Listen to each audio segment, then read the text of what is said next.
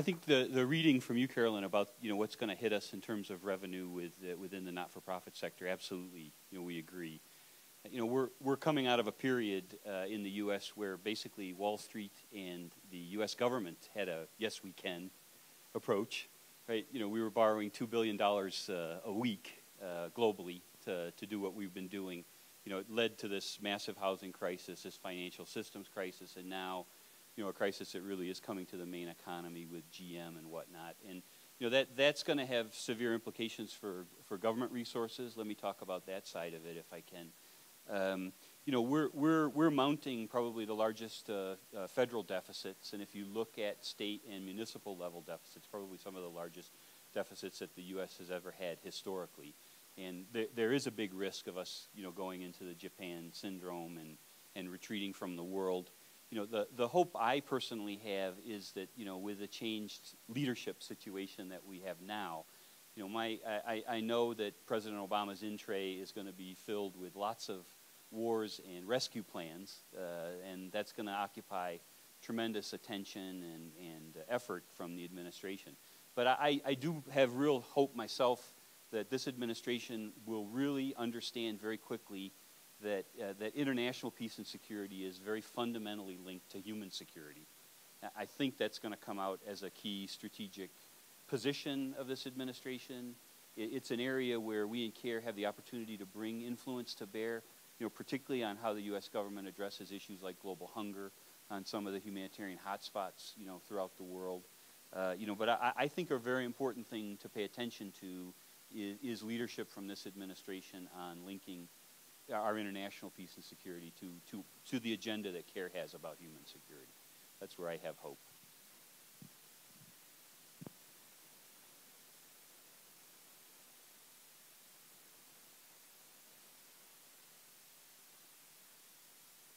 You'd like to add? We did a survey last month, a poll, asking 100 contacts that we have in the business and the corporate communities, and polling them and asking, do you anticipate cuts in your budget for next year? And the amazing thing is that 1/3 of them answered immediately within a couple of hours or days. And you know that usually the response rate to a poll is very low. The fact that 1/3 of the people responded is that they take the issue very seriously. And 80% of those who responded said that no, they didn't anticipate any cut in their corporate budget. So maybe this is wishful thinking, but I would like to support what you said, Karin. I think we will go through it at least in the coming months, and then next year we'll see.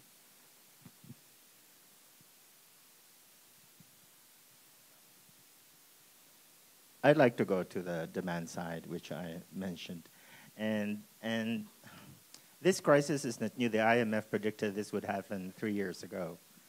The only thing that's different is that we didn't expect Europe to follow suit, and that it would be the effect of you have the cumulative effect of 3 recessionary crises over 3 decades, and therefore the impact is tremendous. The other thing that I think is more important, which we should look in the development perspective, is that this crisis is not just a financial crisis. It's a combination of the food crisis, of the energy crisis, and the effects of climate change. Like the Philippines, where I come from, has the 2nd highest number of calamities every year. Number 1 is the United States, but hello, doesn't compare in wealth and size. But the Philippines is 2nd to the US, and 2 years ago we had 4 super typhoons in 1 year. And this is because of climate change. And you see that in Burma and Bangladesh and so on. So the impact of all of this means that demand on CARE's humanitarian work will be tremendous. I'm sure you're feeling it already. Second, the demand on development work on the ground will also increase tremendously as communities, families are impacted by the recession. There's going to be less demand for products, food products, natural resources, raw materials that we export from the South, and that translates to loss of jobs and closure of enterprises. And the regular programs of CARE will also face greater pressures there will be less successes. It will be more difficult to become successful in microcredit and so on. So there's a greater demand, and you're insecure about the supply. And therefore, I think what's important is for partners to understand that being rights-based, if we're about empowerment, it's not just empowerment in being able to feed yourself every day, but it's also empowerment to be able to make sure that your government does the necessary policies against free market policies that don't work, that start protecting the poor, and so on. And therefore, there needs to be a stronger voice, a voice that says we must roll back this unbridled free market liberalization. Does anybody else have, Carolyn? I think just to pick up a little bit on the government side that Steve was talking about, I do think there's a real opportunity in this crisis for us to really focus on results. And I think that is what may change the administration, the new administration's mind. If we think about what's happened in the last 10 years in terms of foreign aid in the United States and how much of it has gone through DOD and through contractors, and that is a real issue, I think, for us.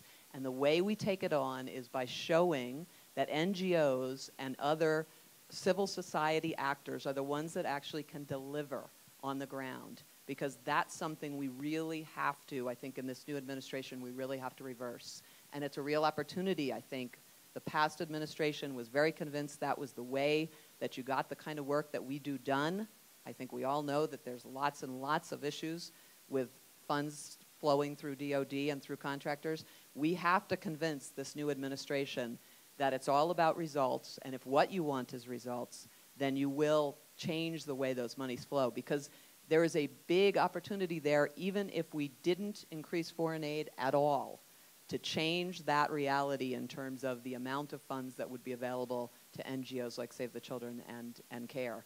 But we've got to start with showing people in the administration and on the Hill the results of what we do, which starts with the work that you all do on the ground. And I think that's really important, and it's a huge opportunity that we have in this new administration. So, just to add to that, I think not only is it important to perceive the agenda shifting from war on terror priorities in the U.S., which is critical, getting it out of the hands of DOD, other actors like that. I think we also have an opportunity to really reinforce, particularly with this government, the unique contribution that our kind of civil society makes in terms of human, social, and institutional development. That oftentimes isn't understood in the development community. The larger agencies are looking for technical fixes, they're looking for financial fixes. But I think there's going to be a much greater openness to experiences we have about empowerment, about capacity building, about strengthening institutions, about community-based development. My hope again is that there'll be more open ears to that message. Marta, and then what I'd like to do is segue into, please, you go ahead, but then segue into your views, and we've already started addressing that, and certainly Antonio has as well, about how this economic turbulence, and we don't know the duration of it, but how it is going to begin to affect the people that we serve.